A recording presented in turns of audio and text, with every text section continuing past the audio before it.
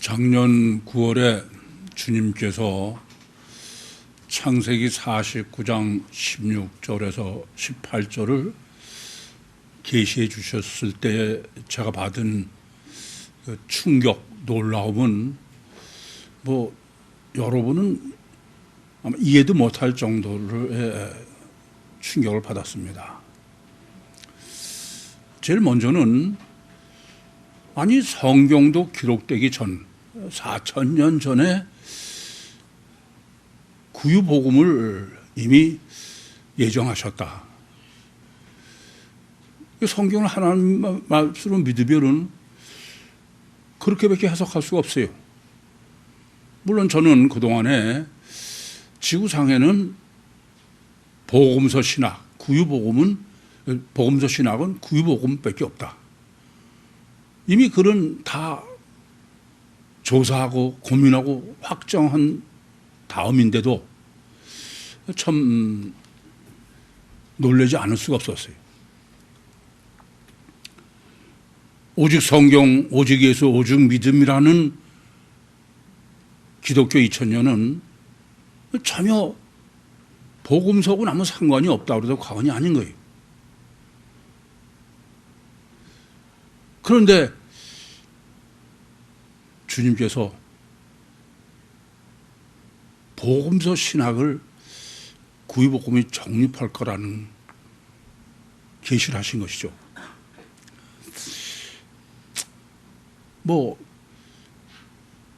10개월 동안 외달의 헬라어 복음서 시작하기 전에도 고민도 많이 하고 생각도 많이 하고 나름대로 여러 가지 조사도 해보곤 했습니다.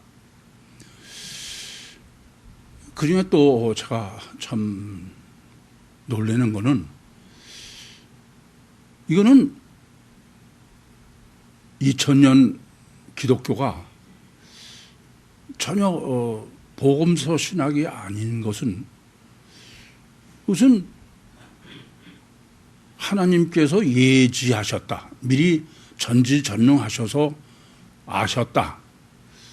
그렇게만 해석할 수가 없는 거예요. 이것은 하나님께서 사람이 한 것을 미리 아셨다. 그런 얘기죠. 그러나 창세기 49장을 생각하면 생각할수록 하나님은 아니에요. 하나님이 의도적으로 2000년 동안 전혀 복음서 신학을 정리 못하게 하나님께서 역사하셨다는 얘기예요. 2000년이 지난 후에 구유복음이 정립할 수밖에 없도록 이렇게 설정을 하시고 이렇게 역사를 하셨다. 그게 이해하기가 쉬운 게 아니에요. 하나님은 모든 사람이 구원을 받고 진리 아는 데 이르기를 원하시는데, 그런데 우리를 구원하러 오신 성육신하신 신인 메시아의 신학이 전혀 정립이 불가능하게 그렇게 하나님이 의도적으로 역사를 하셨다. 그렇게 이해하는 게 그건 말은 쉽지만 그건 전혀 가능하지 않은 거예요. 그렇지 않습니까? 그런데 이제 외달이 헬라어 복음서를 정립하면서 점점 놀라겠어요. 뭘 놀라냐? 창세기 49장 16절부터 18절을 저한테 미리 계시해 주시지 않았더라면은 복음서 해석이 불가능하구나. 그런데 아주 더 놀란 거예요. 이미 우리 다 같이 정립해서 아시는 대로 1절부터 17절까지, 1절에서 6절까지는 다윗 왕을 낳으니라. 그래서 육체 우선 이중체 신학. 또 6절부터 11절까지는 다윗이 우리아의 아내에게서 솔로몬을 낳고 바벨론에 이거했다. 원죄 신학. 12절부터 16절까지 메시아 신학. 이건 고스란히 창세기 49장 16절에서 18절을 그대로 반복하는 거예요. 그러니까 제가 창세기 49장 16절부터 18절을 미리 계시지 않았으면은 마태복음 1장 16절부터 17절까지도 그건 바로 해석하고 정립이 불가능한 거예요. 뭐 또 말씀드리지만 이미 과거에도 제가 거기를 정립하고 설교했어요. 그런데 창세기 49장을 미리 계시해 주지 않았으면 지금처럼 해석이 불가능하다 그런 말씀입니다. 예, 그렇게 보면서는 참, 주님께서 미리 그 창세기 49장을 계시지 않았으면은 큰일 날 뻔했구나. 아니, 우리가 지금 지난주에는 처녀 잉태 신학과, 오늘은 출생, 주님의 출생, 처녀 잉태 아들을 낳으려는 임마누엘 신학을 정립해야 되겠는데, 이 또한 창세기 49장을 미리 계시해 주지 않았으면 지난주에도 마찬가지고 금주에도 본문을 정확하게 올바로 해석하는 게 불가능해요. 그래서 놀라기도 하고 두렵기도 해요. 야, 정말 꼼짝 못하겠구나. 왜 그러냐? 뭐 그냥 지난주에 정립이 처녀가 잉태하여 아들을 낳으리니 그 이름을 예수라 하라. 성령으로 잉태된 거니 예수라 하라. 그거 자체가 많이 중요한 게 아니야. 근데 모든 사람을 구원하러 오신 주님을 전혀 모르게, 그러니까 요셉과 정혼한 마리아가 잉태하게 해놓으시고선 그것은 요셉과 마리아 사이에서 태어난 것처럼 그것은 처녀 잉태 출생은 없다는 얘기예요. 그렇지 않습니까? 그 신학을 과연 정립할 수 있었을까? 인간은 다 마음대로 보지 있는 대로 보지 못해요. 그래서 외다리 헬라어 복음서를 완전하게 정립하기를 원하셔서 미리 창세기 49장 16절에서 18절을 계시해 주셨다라는 사실을 다시 한번 깨달으면서 깜짝 놀란 거예요. 사실 마태복음 1장 1절부터 17절은 창세기 49장 16절부터 18절을 그대로 재탕한 거예요. 다시 재탕한 겁니다. 그러니까 주님은 저한테 확인해 주시는 거예요. 창세기 49장을 완전하게 정립해서 복음서를 정립해라. 그를 1절부터 17절까지는 실제로 복음서가 아니잖아요. 복음서가 시작한 게 아닙니다. 창세기 49장 16절에서 18절을 예비시키셨던 것을 재확인해 주신다. 그렇게 저는 해석을 하는 겁니다.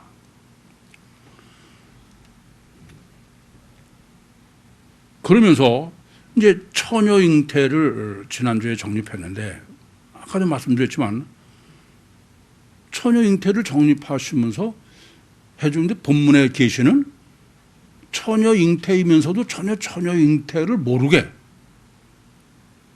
그게 바로 요셉과 사이에서 태어난 것처럼. 그래, 처녀 잉태는 아는 사람은 마리아밖에 없어요. 요셉도 전혀 모르죠. 아니 25절에 요셉이 마리아와 동침치 않았다. 그럴 때 기노스코 썼어요. 기노스코라는 말은 무슨 말이에요? 완전히 안다는 거예요. 근데 완전히 안 거의 부정은 완전히 모른다는 거야. 성경이 강조하는 거는 처녀 잉태는 마리아만 알지 누구도 전혀 모른다는 겁니다. 그게 하나님의 설정이야. 이게 이해가 안 되는 거죠. 아니 수천 년 동안 그렇게 기다리던 메시아가 오셨는데 그걸 아무것도 모르게 해야 된다니, 그게 쉽게 이해가 됩니까? 오늘 출생도 마찬가지예요. 잉태뿐, 처녀 잉태뿐이 아니라 아예 출생도 전혀 모르게. 이게 쉽게 이해가 되는 게 아니에요. 그렇지 않습니까? 또 말씀드리지만 주님은 모든 사람이 구원을 받고 진리 아는 데 이르기를 원하셔. 그래서 모든 사람을 구원하시기 위해서 오신 분이야. 그런데 전혀 모르게 하다니. 더 극단적으로 말씀드리면 오셨지만 안 오신 게 돼야 돼. 안 오신 게 돼야 된다고요. 그렇죠? 성경은 틀림없이 처녀가 잉태하여 아들을 낳으리니 그가 구세주다. 그런데 처녀 잉태해서 아들 낳은 거를 전혀 모르게 하는 거예요. 그건 오셨지만 안 오시는 거예요. 그렇지 않습니까? 참 마음대로 쉽게 이해할 수 있는 얘기가 아니죠. 전혀. 그게 하나님의 역사고 설정이다 그런 얘기예요. 이걸 정립하지 못하면 오늘 이제 주님의 잉태와 출생인데 잉태와 출생을 모르면 그 나머지는 아무것도 모르는 거야. 그걸 지금 잉태와 출생에서 정립해 준 하나님의 의도다, 뜻이다. 그러니까 이런 얘기입니다. 처녀 잉태와 출생도 실제여야 되고 또 하나는 전혀 아무도 모르는 것도 실제여야 돼. 그러니까 처녀가 잉태해서 출생하신 것도 실제여야 되고 전혀 태어난 적도 처녀 잉태로 태어난 적 없는 것도 실제여야 되고 그런 얘기 아니에요? 이렇게 해석할 수 있었던 것은 또 말씀드리면 창세기 49장이 아니면 전혀 불가능해. 그래서 창세기 49장 계시로 그리고 그 완전한 신학 정립의 성취는 또 2000년이 지난 구유복음에서 해라.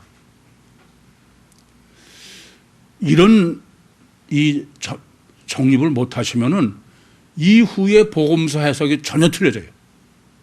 좀 아까도 제가 창세기 49장 16절과 18절을 미리 계시지 않았으면은 뭐 1절부터 10절은 물론이와 잉태와 출생도 물론이거니와 이후의 해석도 전혀 틀려진다 입니다. 그러니까 뭐 주님께서 창세기 49장 16절부터 18절을 계시해 주신 의도가 명확하죠. 그럴수록 저는 뭐 참 두려워. 제가 그걸 감당할 자격이 있는 사람도 아닌데. 그게 이제 오늘 이렇게 지난달락에 잉태하신 주님의 출생신학, 태어나신 신학을 정립하는 게 본문인데, 근데 지금 22절의 시작이 첫 단추를 늘 강조해 말씀드리지만 이 모든 일이 된 것부터 시작하는 거예요. 이 모든 일이 된 것은 뭘 말씀하는 거예요? 18절부터 21절까지 처녀 잉태의 사실이죠. 근데 왜 이거를 지금 다시 뭐 강조하느냐? 조금 전에도 말씀드렸지만 우선 처녀 잉태는 극비야. 잉태한 적이 없는 거로 계시하고 있는 게 앞달락의 의도라고 그랬어요. 그러니까 이제부터 여러분들은 이것은 우리가 정확하게 늘 알고 있어야 돼. 그래서 마치 1절부터 16절을 다시 똑같이 반복해서 17절에 강조해서 한 것처럼 처녀 잉태의 신학을 완벽하게 늘 소유하고 있어라. 그러니까 이후에 복음서를 해석하는데 절대 다 그런 얘기죠. 그러면 처녀 잉태는 첫째 성령, 하기오스 푸니마를 성령을 보통 강조한 게 아니다 그랬어요. 처녀 잉태는 성령으로 잉태하신 거야. 그것을 처녀인 마리아의 자궁 안에 성육신하신 신인 메시아가 그대로 있도록. 그러니까 마리아의 무슨 난자나 성령의 정자가 합해서가 아니라 그냥 마리아의 자궁은 그릇이죠. 그냥 그 속에 성령께서 성육신하신 신인 메시아 창조해서 계시게 했다.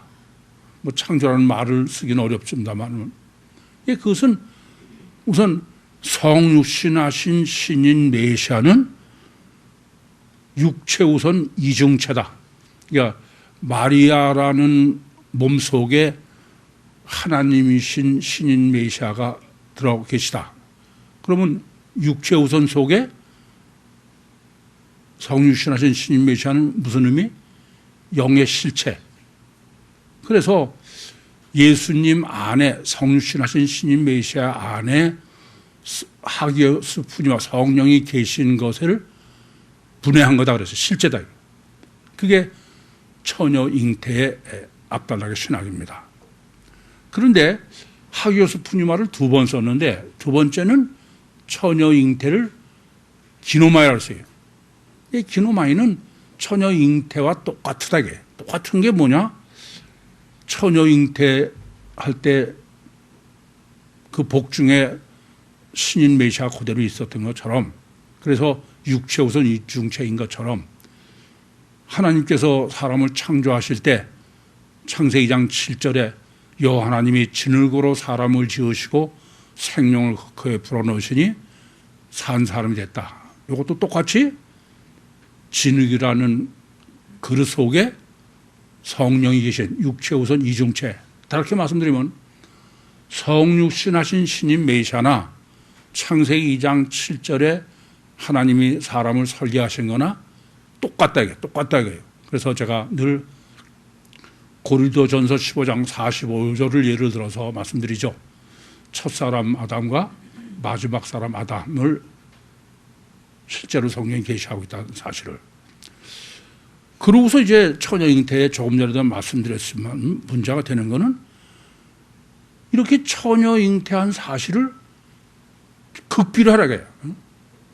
처녀 잉태해 놓고서는 그냥 처녀 잉태해서 뭐 전능하신 하나님이 공개하시면 되는데, 그런데 요셉과 정혼한 마리아에게 잉태하게 하시고서는 그래서 요셉으로 데려다가 같이 살라 이거예요.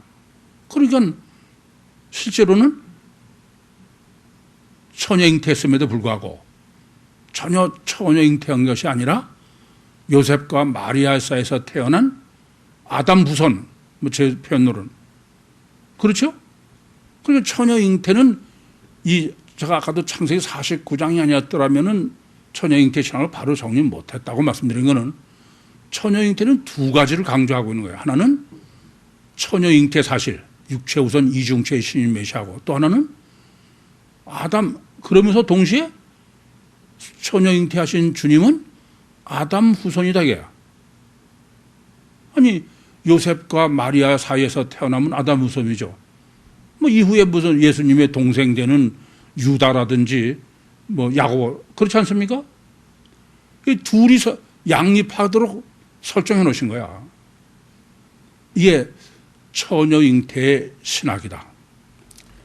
그래서 지금 본문이 주께서 이 모든 일이 된 것은 주께서 선지자들에게 말씀하셨다. 우선 주를 강조해. 여전히 호칭 신학이에요.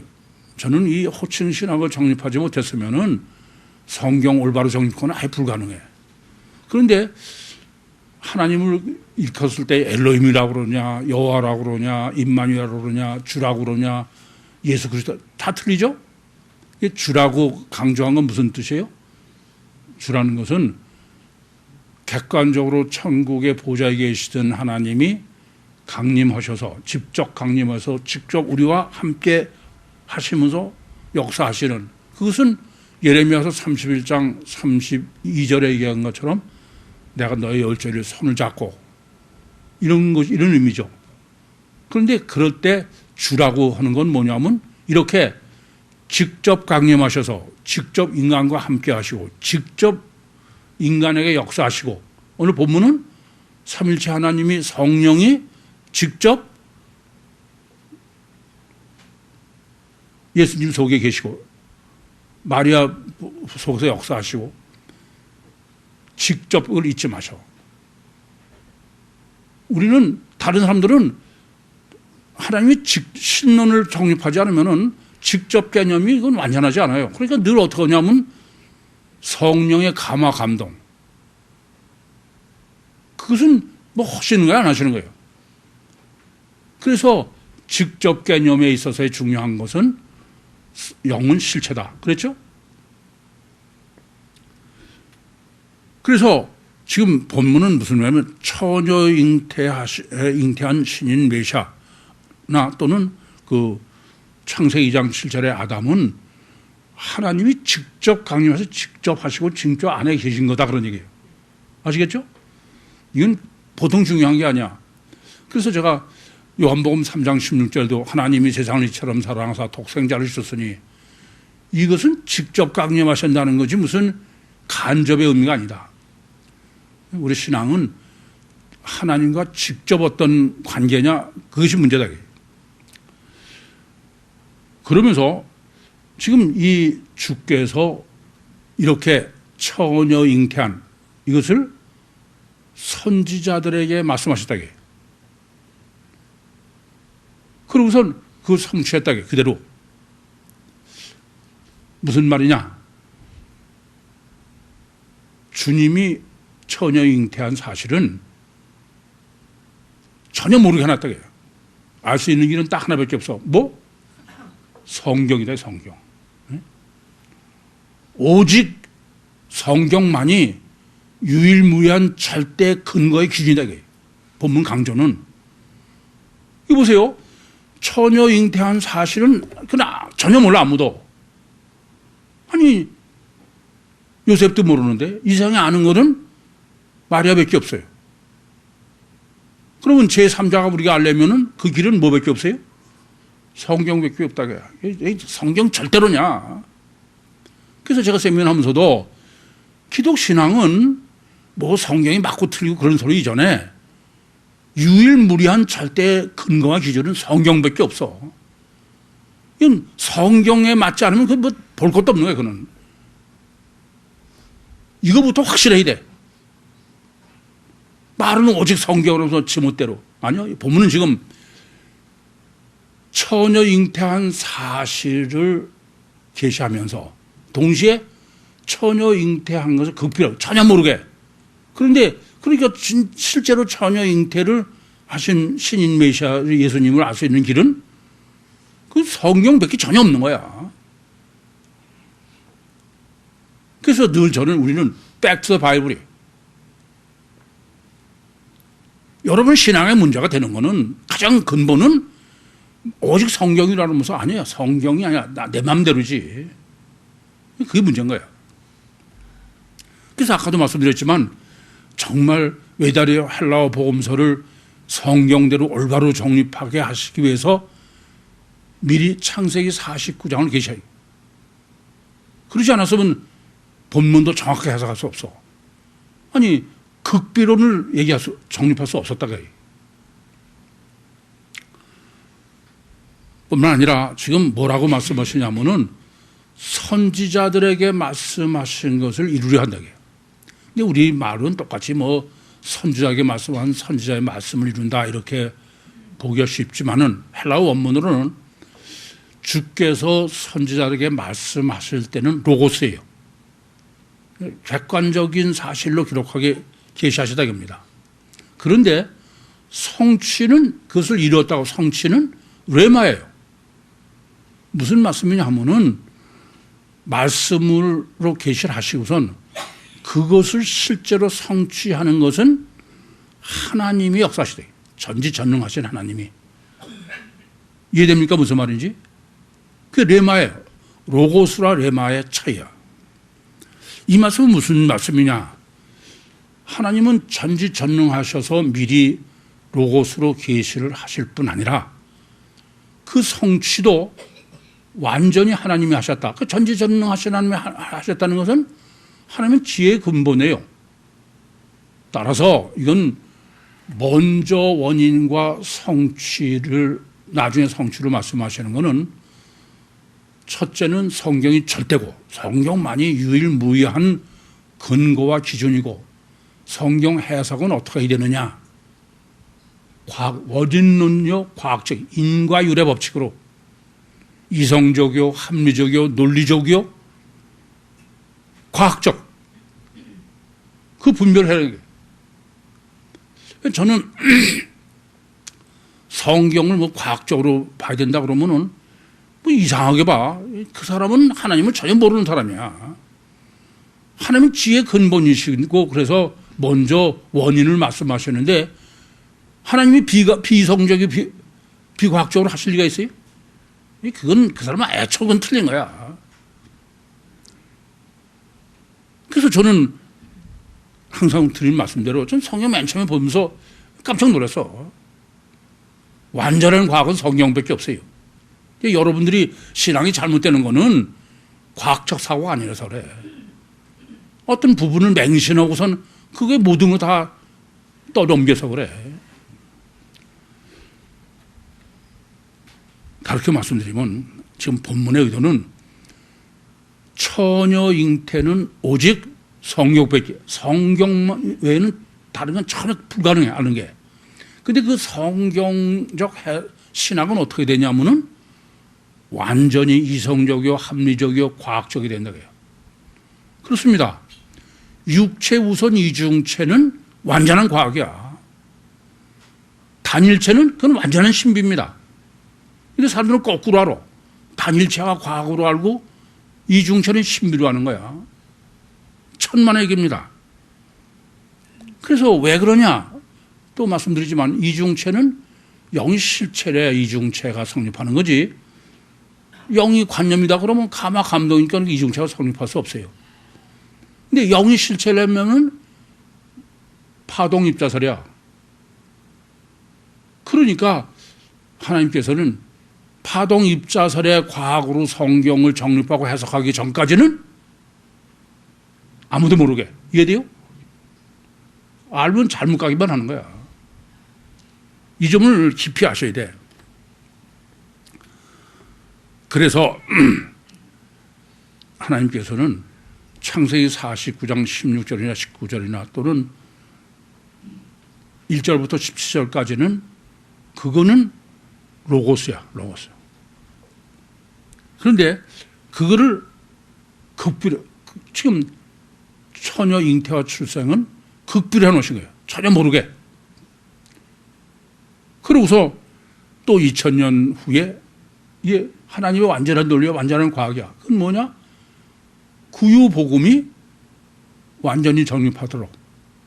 구유복음은 필연적으로 성경적이어야 되고 과학적이고 논리적이고 그런 분별력이 절대인 거예요. 아시겠습니까?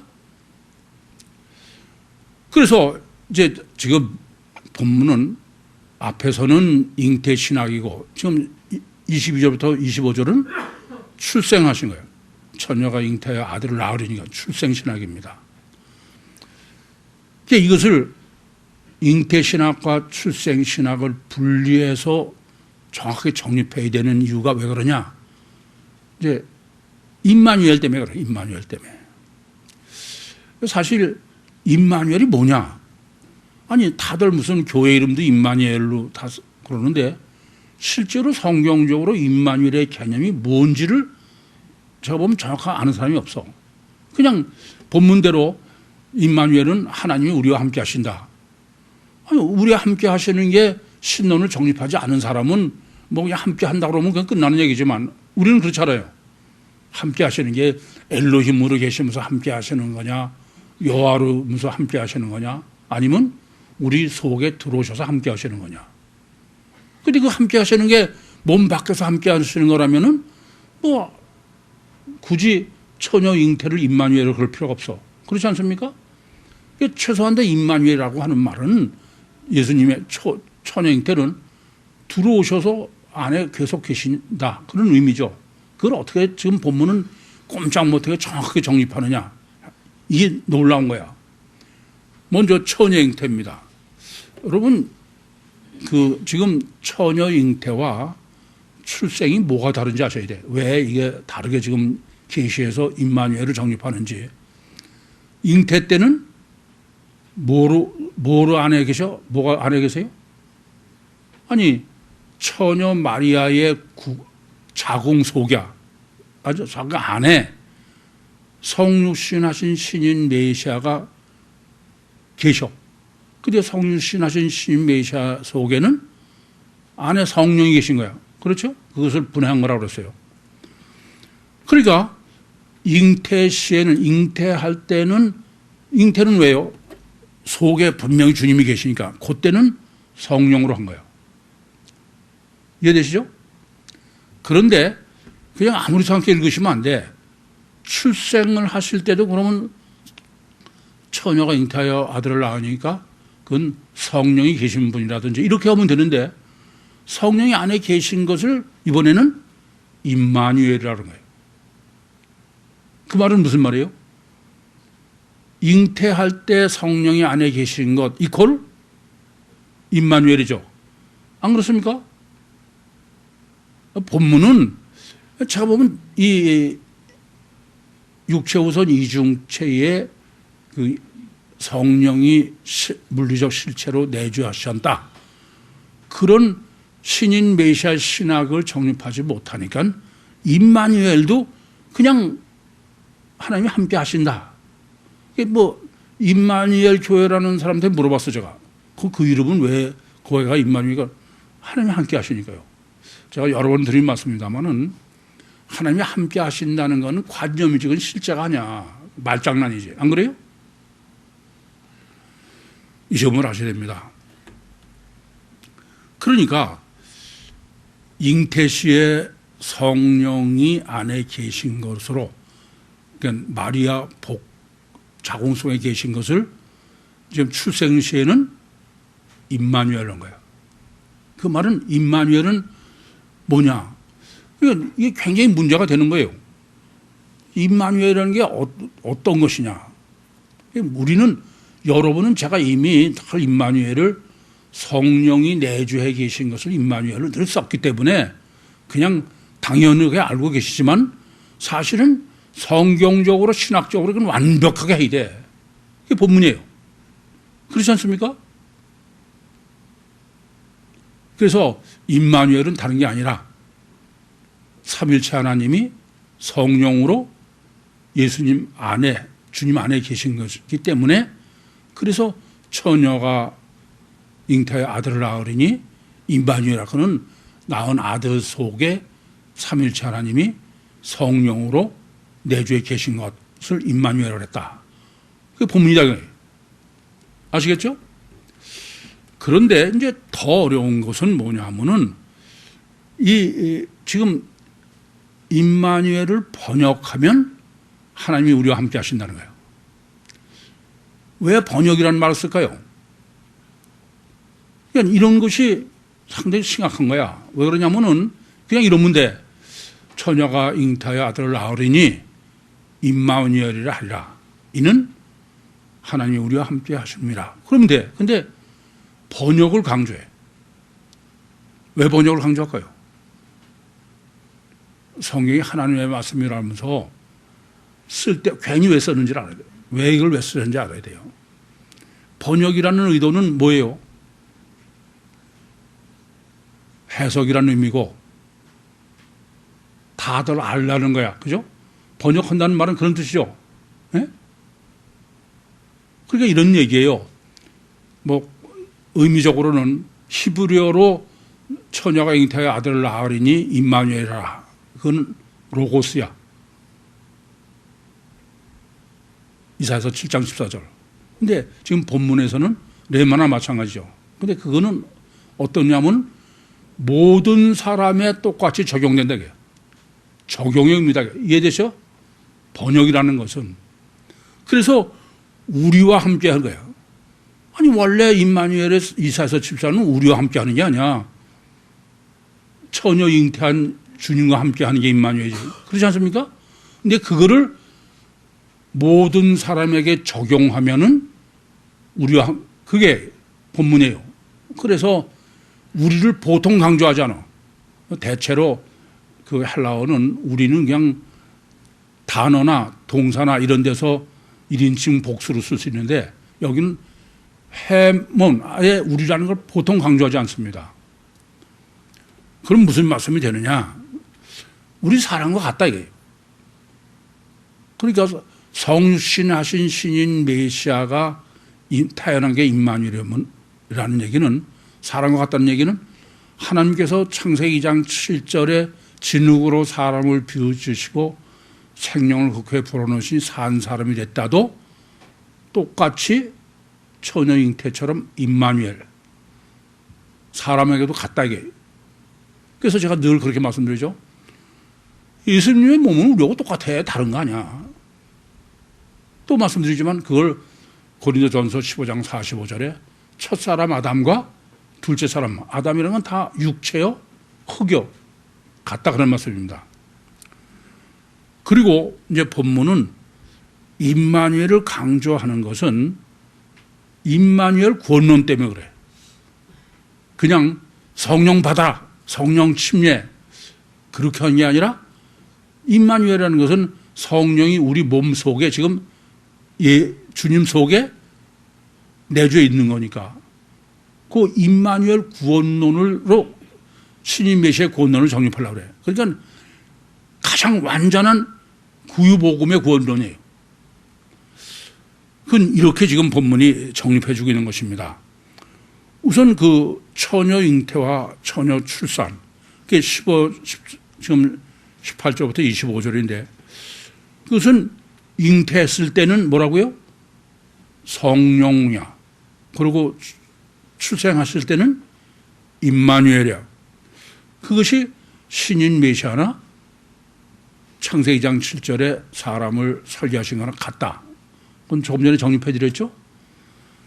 그런데 이때 육체우선 이중체의 주체가 뭐냐? 영이죠. 영혼.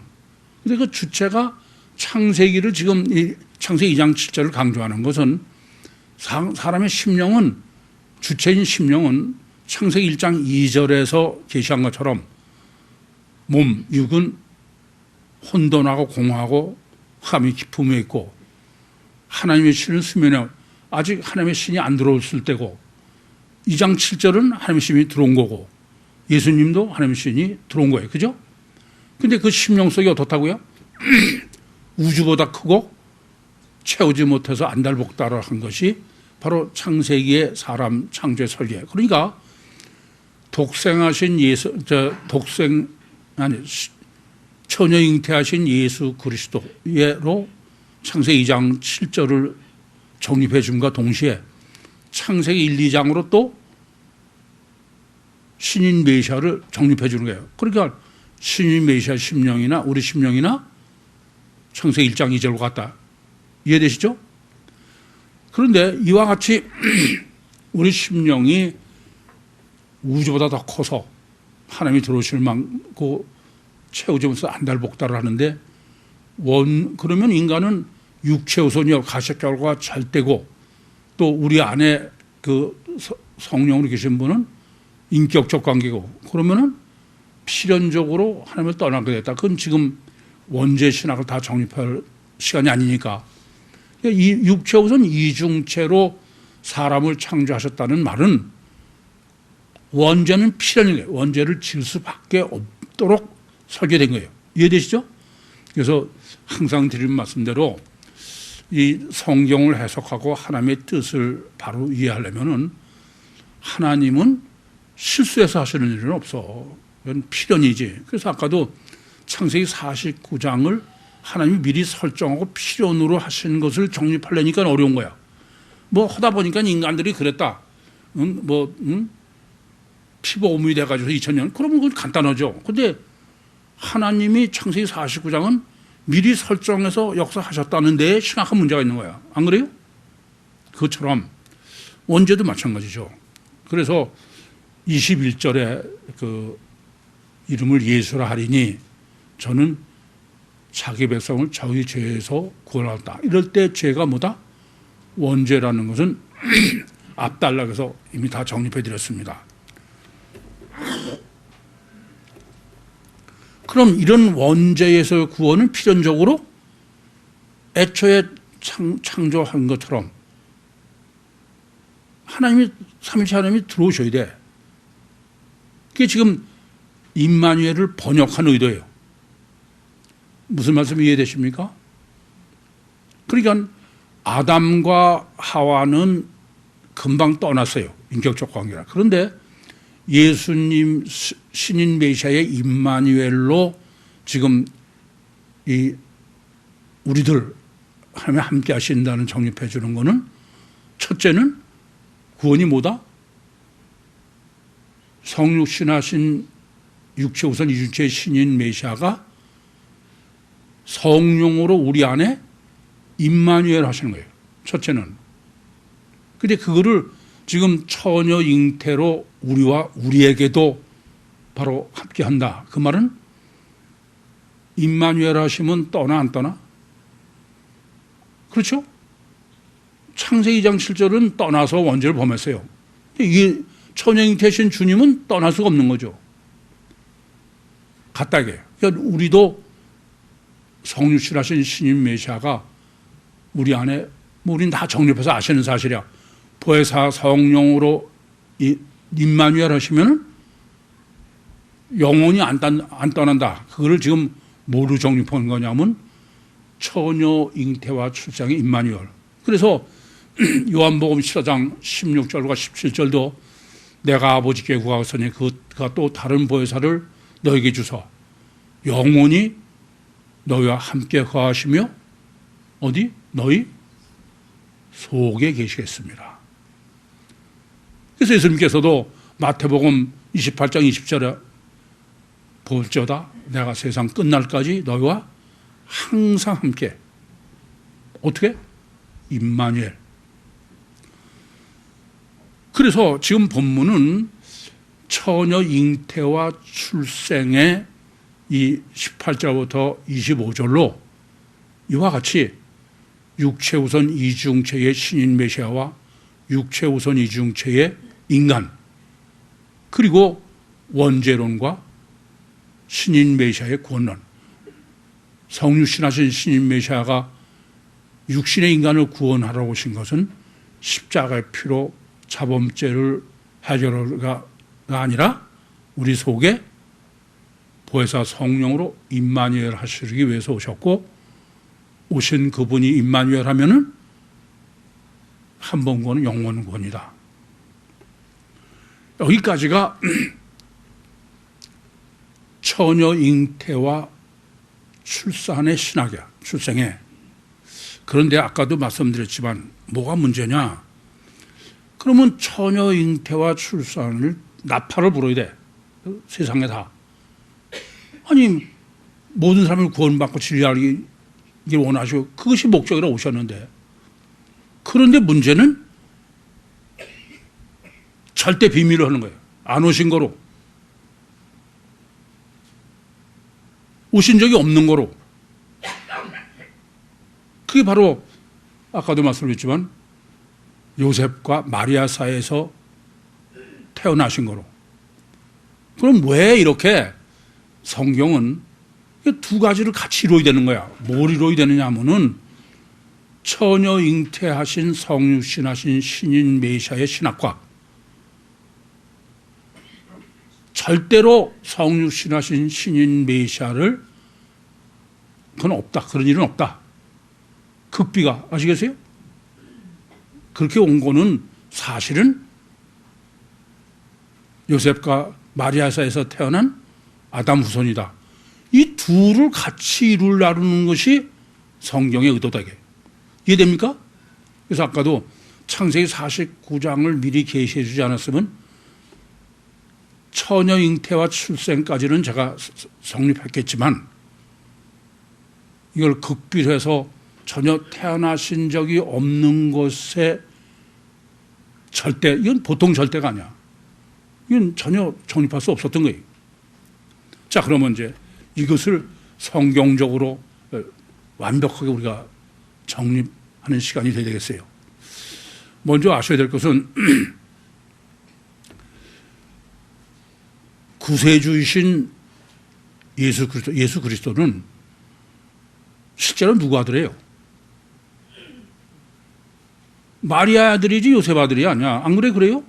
아니 처녀 잉태에서 태어난 예수님이 요셉 아들일 수가 없죠. 요셉은 엄밀하게 말하면 요셉하고는 아무 상관이 없는 거야. 그래 안 그래요? 요셉하고는 마리아가 뭐 그 전에 정혼한 사이다 이런 거밖에 요셉이 예수님의 잉태와 출생에 무슨 상관이야? 그건 아무 상관이 없는 사람이야.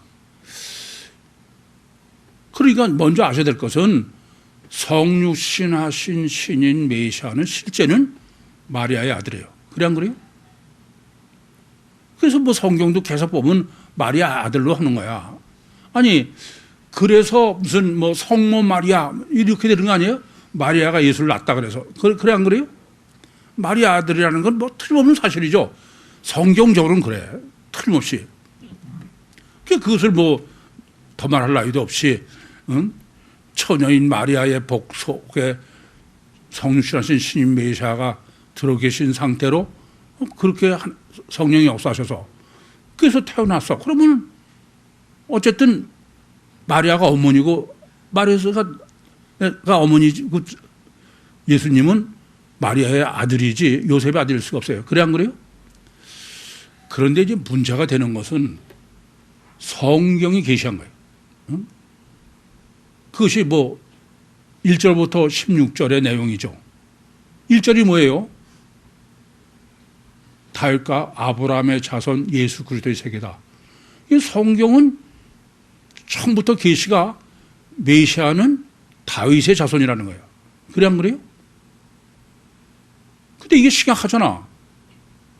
지금 처녀 잉태는 다윗의 자손이라고 써서 아니 21절에도 다윗의 자손 요셉아. 그러려면 예수님이 다윗의 자손이려면 요셉의 아들이어야 돼. 그래 안 그래요? 근데 예수님은 요셉과는 아무 상관없어. 마리아의 아들이지. 이게 문제가 되는 거야. 근데 성경은 계속해서 다윗의 자손이라는 거야. 그 말은 요셉의 아들이지? 그래 안 그래요? 마리아의 아들이 아니라는 거야. 성경 계시는. 이게 문제가 되는 거야. 그래서 이 본문 보면 이래요. 성경은 지금 예수는 요셉의 아들이지 마리아의 아들이 아니라는 거야. 처녀 잉태를 해놓고. 왜요? 첫째는 다윗의 자손 요셉아. 그래놓고 예수님의 이름을 예술하라. 그거를 주의 사자가 누구한테 계시해요? 마리아한테 한 게 아니야. 요셉한테 한 거야.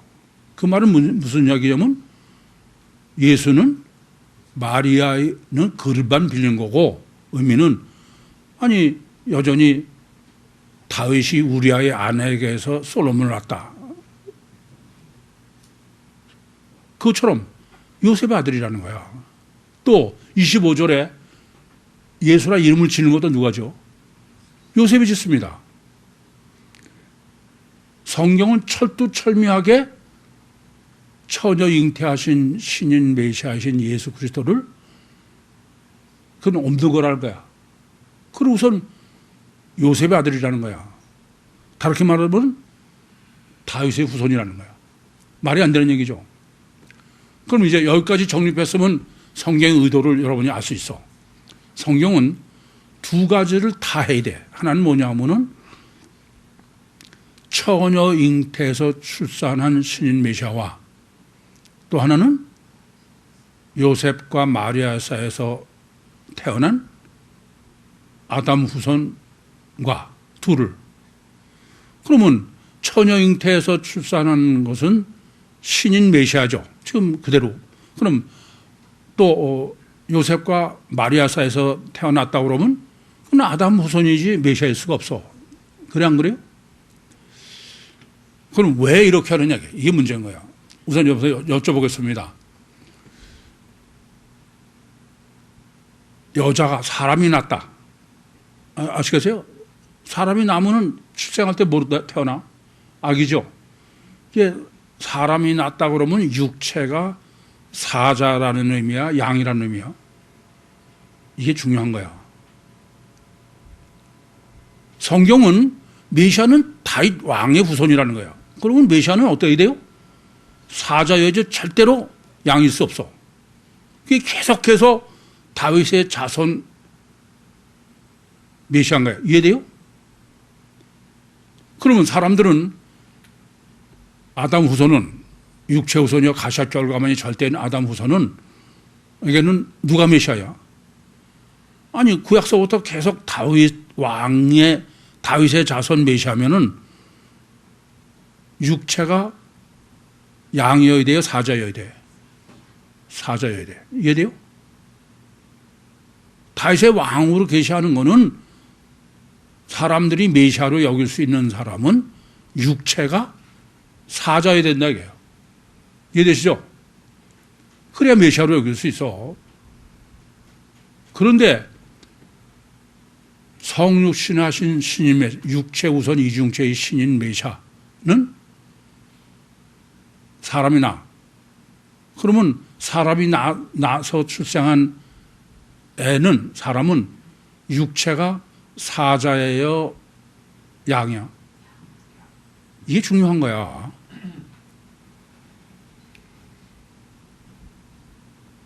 육체 우선 이중체의 신인 메시아는 육은 사람에서 나게 하신 것은 하나님은 아니에요. 그냥 백말 타고도 얼마든지 하실 수 있어. 근데 왜 사람으로 낳게 하셨냐면은 육체는 뱁새에게.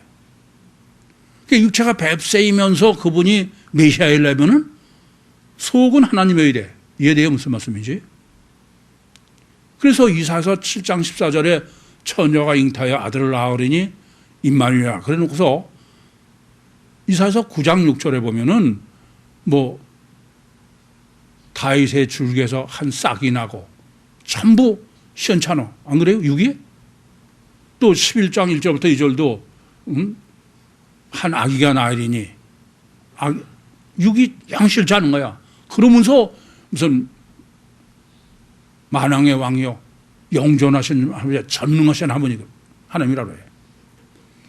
그래서 이사야서 53장 1절부터 6절도 성육신하신 신인 메시아는 아무도 흠모하지 않는다는 거야.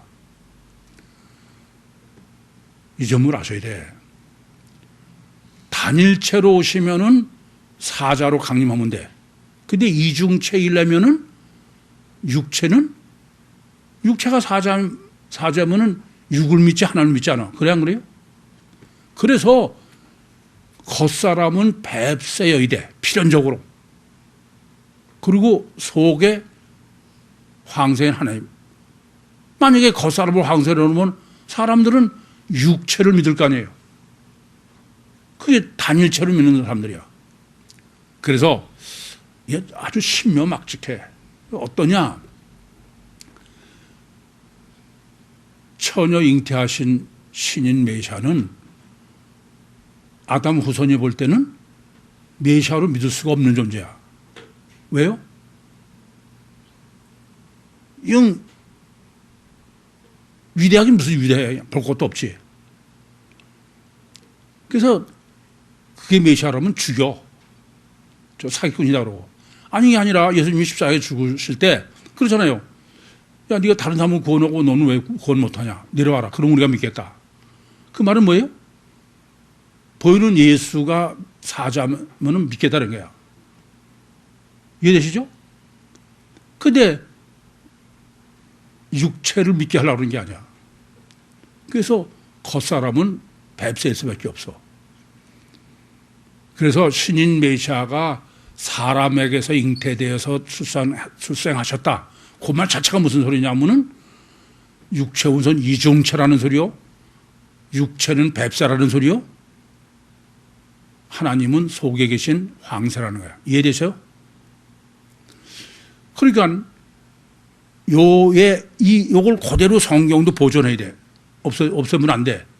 왜냐하면 결국은 육체 우선 이중체의 신인 메시아 신학을 정립해. 그게 목적이지 죽어서 끝나는 게 아니니까. 이해됩니까? 그러면서 동시에 그걸 보존하기 위해서는 어떻게 하셨느냐. 사람들로 하여금 다윗의 자손을 믿게 하는 거야. 근데 성경에 실제로는 예수님은 뱁새야 되는데 육체는. 근데 아니에요. 다윗의 자손이려면 육체가 어떻게 해야 돼? 황새여야 돼. 그게 피복음이야. 왜 그러냐? 그렇지 않으면은 애야 맨 처음부터 육체는 뱁새고 이중체다 그러면은 성경을 보존해 안 보존해? 그건 없애버려. 이건 미친 소리다 이거야. 그게 회교가 증거하는 거예요. 아시겠습니까? 그러니까 이게 심각한 거야. 육체 우선 이중체이기 때문에 겉사람은 뱁새고 보이지 않는 속에 황새가 있게 오시는 수밖에 없어. 이따 이제 강의 시간에 더 정립해 드리겠습니다만은, 그런데 그렇게 오면 사람들은 죽여버려. 믿지 않아. 그래서 사람들로 하여금 맹신하게 만드는 거야. 뭘 맹신하게 만드냐? 복음서의 계시와는 다르게. 생각해보면 이사해서 생각하면은 겉사람은 뱁새인데도 마음대로니까 늘 뭐로 되와서 다윗 왕의 후손이니까는 뱁새로 와도 뭐로 보여? 황새로. 이해됩니까? 그래서 다윗의 자손이라고 계시한 것은 다른 거 아니야. 뱁새인 신인 메시아를 황새로 착각하게. 그렇지 않으면은 성경은 복음서는 없어져. 그래서 그 복음서를 보고서는 회교도는 뭐야? 야, 이건 선지자지 신인 메시아일 수가 없다. 그래서 회교도는 복음서가 없잖아요. 이해됩니까? 그래서 육체우선 이중체의 신인 메시아도 그대로 사역을 하셔야 돼. 그러니까 만약에 육체우선 이중체의 뱁새로 사역하려면 사역하기 전에 죽이 없애니까. 이해돼요? 그래서 오셔서 사역도 해야 되고, 또 그거를 서서 사람 믿지 않는 사람이니까 그거를 완전히 신학적으로 정립해서 과학적으로 할 구복음까지. 이해돼요? 성경을 보존하려니까 다윗의 자손이야. 이해됩니까? 정말 놀라겠어.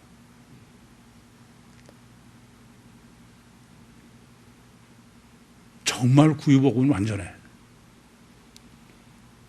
그러니까 육체우선 이중체의 신인 메시아와 인간이 그렇다. 그거는 창세기 49장 17절에 계시하시고, 또 그래서 2000년 후에 지금 마태복음 1장 1절부터 6절에 완전한 거예요. 그리고 세 번째로 그 완전한 대로 성취한 게 구유복음이야. 그러니까 구유복음은 육체우선 이중체의 성경으로도 완전하고 과학으로도 완전해. 또 원죄도 마찬가지예요.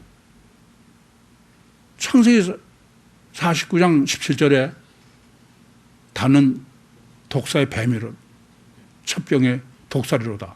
원죄를 4000년 전에, 그거를 2000년 전에 6절에서 11절 다윗이 우리아의 아내에게서 바세바를 하고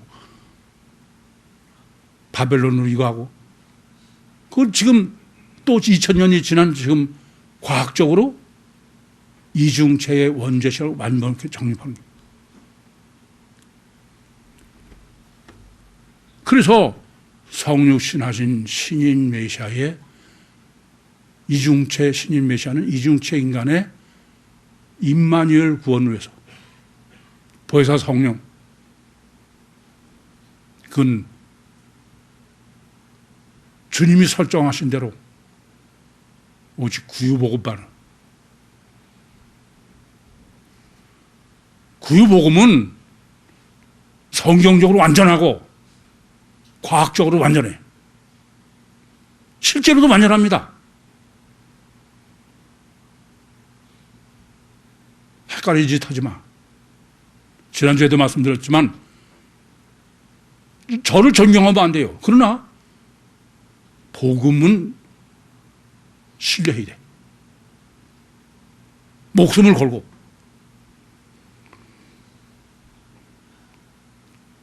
주님의 소원대로 성주신하신 이중체의 시인 메시아를 보혜사 성령으로 내 심령 속에 임마누엘 하시도록 영접해서